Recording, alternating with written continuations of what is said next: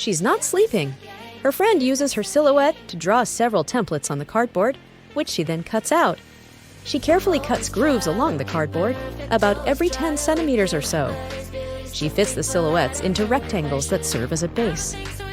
She fits more pieces of cardboard into the structures first. Then she glues half-pull noodles on top. Add armrests and some fabric details to make it look neat. Do you think this DIY sofa is easy to make? A banana can be used for many things if you look at it from another perspective.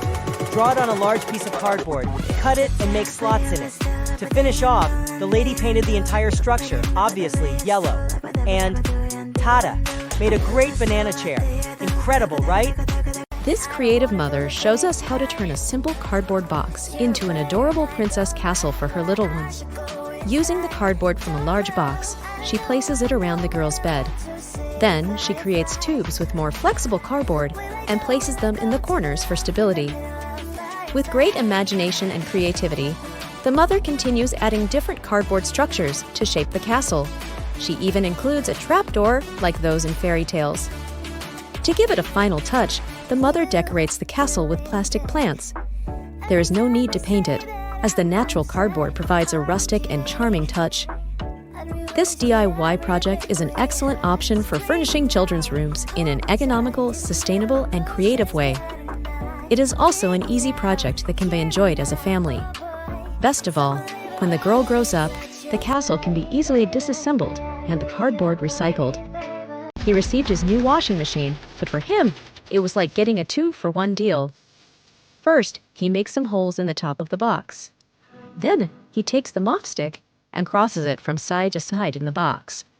Since he already washed his clothes, he arranges them with great care and delicacy inside the box, hanging them on hooks and then on the stick.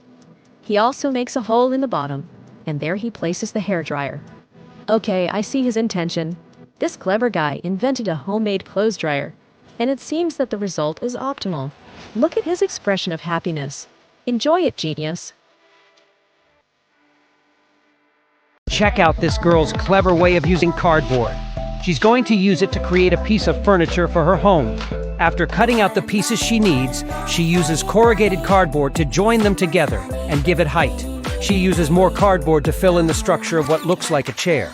When she's finished doing this, she places a piece of cardboard to cover everything. She uses foam rubber to create the padded part of the seat. She cuts off the excess and makes some cuts. Then, she upholsters her creation with fabric that she fastens using a large stapler.